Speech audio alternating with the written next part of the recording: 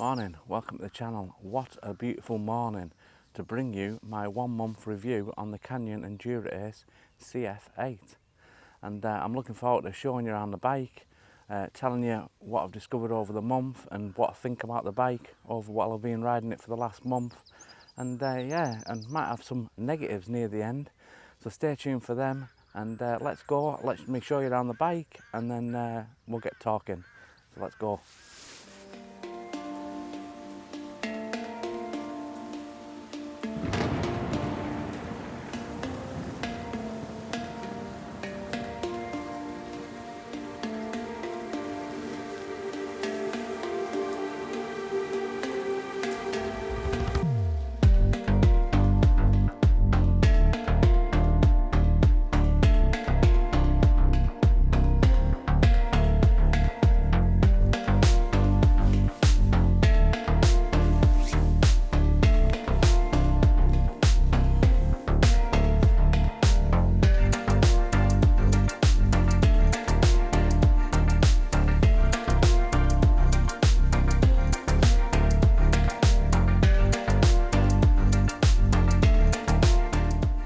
So let's first of all start with the comfort of the bike. With the seat post, what Canyon designed themselves, the two-prong system, it does do a hell of a good job, especially on bumpy roads, of absorbing any lumps and bumps. And it does feel really comfortable, especially over a long ride. And with a Physic Argo seat, what comes with a bike, it's probably one of the most comfortable seats I've ever sat on a bike. So you do get a good comfort feel when you're on roads, especially I am up the Lake District and the roads are absolutely horrendous. So it's a nice, comfortable bike, and yeah, I really enjoy riding the bike over the last couple of months. So let's get further on and let's talk about the rest of the bike.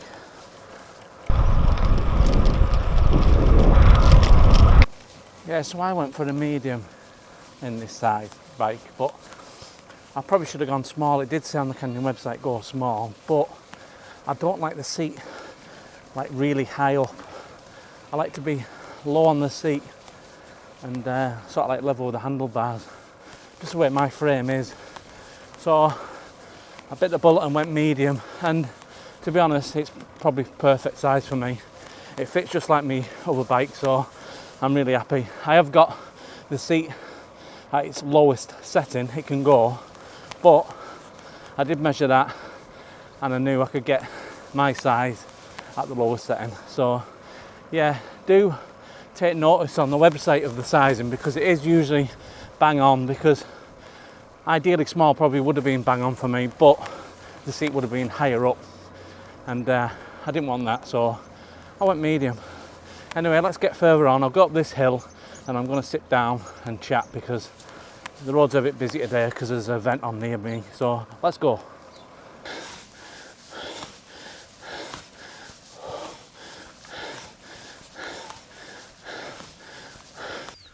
Yeah, so comfort is one of the main things I love about the bike, because I can do the 30-40 miles on the bike and not feel uncomfortable sat on it. Not only that, you've got the comfort of the handlebars, which are aero, and I've probably been on my top bars on this bike more than any other bike because it feels so comfortable in the hands, so you can ride it on the top bar and feel like you're not getting, your arms aren't getting stiff or anything like that. They feel really comfortable. So yeah, on comfort of the bike, you know, it's a 9 out of 10 for me, easily a 9 out of 10. So right, let's get talking on about the group set. So about 2 months ago, it was my first time ever using Di2, and that was on a 105 system. And I thought it was really good. It was easy to change, everything. It was easy to set up, and it was really good. Now this is Ultegra, so this is the next level up. And yeah, I'm really enjoying it as well. I'm finding it really easy to adjust and find the right gears. You've got the synchro shift, which I find really helpful. If you get it right, set it right, where you want the gears to come down to the bottom cog at the front and then to go back on the top cog to get your gears right. You know, I really enjoy the synchro shifting, of the Di2 system. And what can you say about Ultegra? It's just an absolute brilliant group set. And because the bike only cost me £3,600, everywhere I looked, I was looking for an Ultegra Di2 group set on a bike and a carbon frame. And everywhere I looked, it was like 6,000, 7,000, 8,000 pound, and for £3,600 I just couldn't find anywhere near this price with an Ultegra Di2 system on.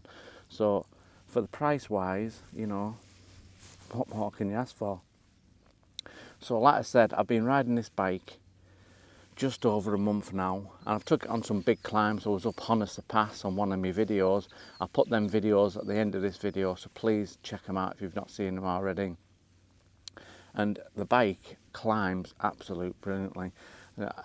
Obviously, if you watched any of my other previous videos, you'll know that I've had a B again e-bike, and that's how I got into my cycling journey. And I've always gone on the big climbs in the Lake District on an e-bike. So this was my first time on a normal bike going up a big climb up Honester.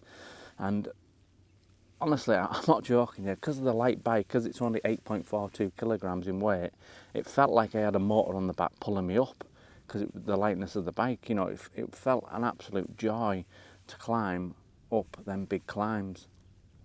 And yeah, it's very good at climb, I'm going to say on that, with the 1134 on the cassette, and maybe because I've got such big climbs in the Lake District, I may change that to 1136, because that's what I'm used to. All my other bikes I've got 1136 on, so I may change that to 1136. That's one slight little negative, but if you're anywhere by the Lake District and maybe the Highlands and maybe the Snowdonia range, and you cycle around them parts, the 1134 will be totally fine.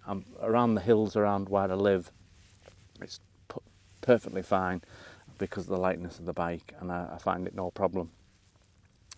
So yeah, so the frame itself is obviously a carbon light frame. It's the CF8 model, so it's not the top of the range carbon one on the Canyon website. I was going to get the CFX version, but they were always out of stock in my size, and basically I just couldn't wait any longer. I wanted to get it for the summer, and the only sort of like difference to this bike to that one was it has a different aero bar where you can't see any of the wires. On this one you can see the two wires coming out here, but I didn't find that a problem. You can't see the wires from the top, and basically it was a different, obviously a lighter, probably a better carbon frame than this, but this is perfectly fine. It looks exactly the same bike bar that, and yeah, I just got this, and I've not regretted it. I really enjoy the bike. I mean, I would recommend this bike over that one if you didn't want to wait, because it's totally fine. That's another thing difference from the CFX, that you've got the top like opening slot where you can put the tube in to put all your tools in. This one has the two screws, and I've put a little Canyon bag on the top, and it has the same amount of tools in, and I find that perfectly fine there. It doesn't look daft, it's waterproof, it's got everything I need in it, and yeah, and I can take it off, and I haven't got that stupid trapdoor if I do take the bag off, and it does look quite a nice frame. So yeah, that's the frame. There's not much to go into the frame, but like I say, another negative I've got, and it might not be totally a bad negative, around about here, and I'll put a picture over, there's like a big hole in the middle of where the screws are for the bottle, and basically I contacted Canyon because I was like, is there not meant to be like a rubber cover over it so water don't get in the frame? And they said no, it's actually to hold the wires so they don't rattle in your tube. So it's perfectly fine to have a hole there, but it does look a bit of an eyesore. Luckily I've got my GPS thing what covers the hole totally, so hopefully no water will get in there.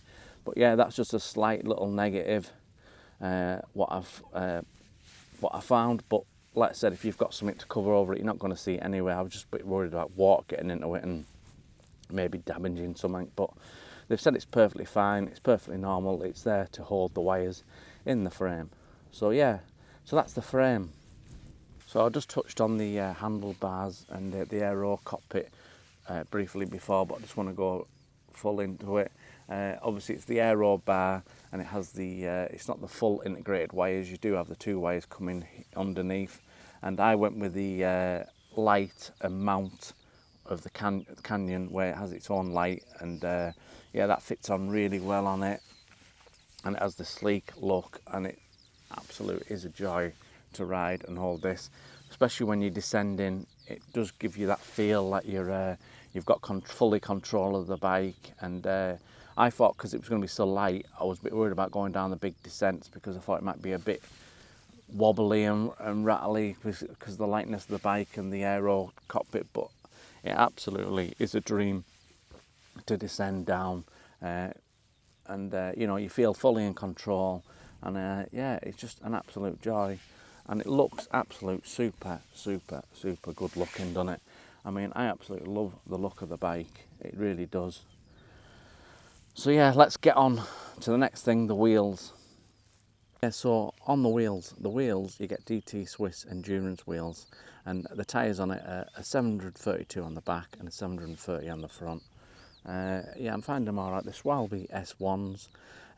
For where I live, the roads are a bit gravelly and loose chip-ins and stuff on, so when you are going fast, they do feel like they might slip under you. So I'm probably going to stick a 735 tyre on, gravel tyre, because that's what I like. And obviously the good thing about this bike is you can get 735 tyres on, so it is more or less, you could have it as a gravel bike if you wanted to. So it's an all-road bike basically, and that's another good thing about this bike. And yeah, they're obviously alloy wheels, and yeah, I'm finding them all right. I didn't want carbon wheels because I'm a heavier rider, and basically I've already got a carbon frame, so I wanted something a bit solid in the wheels, so it gives me that extra comfort when I'm riding, so I'm not unsure that anything's going to happen, because I am a slight heavier rider, even though my weight is way below what this bike can take. And that's another reason why I bought the bike, because it can take up a heavier load of weight compared to some other carbon companies and brands. So yeah, I'm really happy with the bike. And yeah, let's just finalise and let's see if I can find any negatives to give you. So I've touched on a couple of the negatives, what I found. Obviously the hole in the frame, and yeah, but one of the biggest negatives I can find about the Canyon bike is actually that there isn't a Canyon shop you can actually go in and discuss if you've got any finer problems. You've got to go online and try and speak to them like that way, and then if you have got any problems, you're probably going to have to go to your local bike shop and then deal with them, try to deal with Canyon to try and pay for any problems you've got. But that is just a slight problem you've got by getting a cheaper bike, I think. But other than that, up to now I found no other negatives. It is only 1 month old, and I will be doing maybe a 6-month review as well, and I'm going to do a long in-depth long-term review as well, and try and find out all the information about the bike. So please like and subscribe if this video has helped, and obviously you want to see more videos of me on this bike. I have got plans to go up the big climbs in the Lake District, Rhinos Pass. The Fred Whitton's on tomorrow, funny enough, so I'm going to plan on trying doing a lot of the climbs in that on it, and showing you how good it is at climbing. And yeah, subscribe, like, because it does help. And yeah, I'll see you on the next video. Take a look at the videos at the end of this video. I've done one where I took this up Honest Pass, and then there's an unboxing video. I'll put them there, have a look at them, and yeah, thanks for watching. I'll see you on the next one.